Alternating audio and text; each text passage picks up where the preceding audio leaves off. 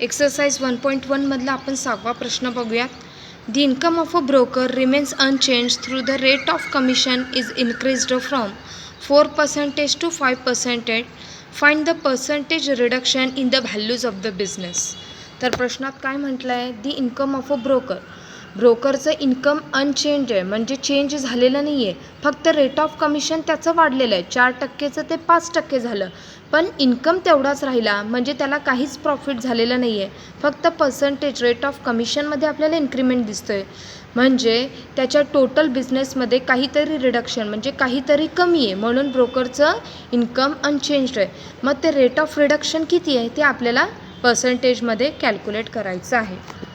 आता बघूयात. Let the original values of the business be ₹100.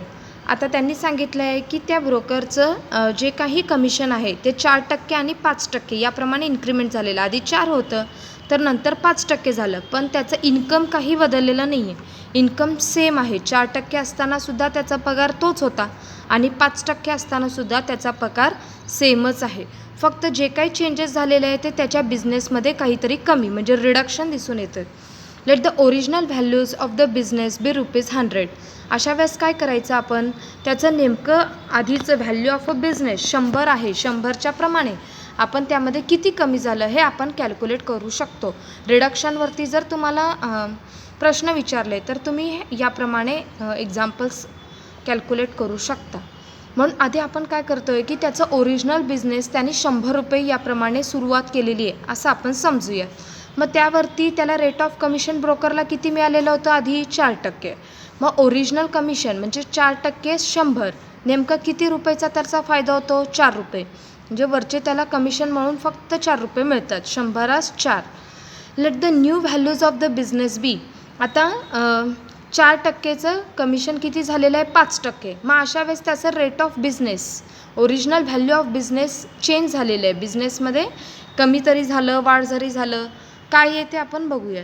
मग आता माहिती नाही आहे आपल्याला त्याचं न्यू बिझनेस व्हॅल्यू किती आहे, माहिती नाही आहे, म्हणून मी कन्सिडर करते एक्स म्हणजे unknown value. The new rate of commission 4%चं त्याचं रेट ऑफ कमिशन वाढून झालेलं आहे 5%.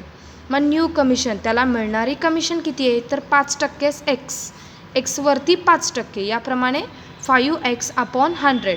मग 100ला जर आपण 5ने भागलो तर किती येतं? x/20. याप्रमाणे त्याचं न्यू कमिशन आहे, पण त्याचं इन्कम आहे तेवढंच आहे.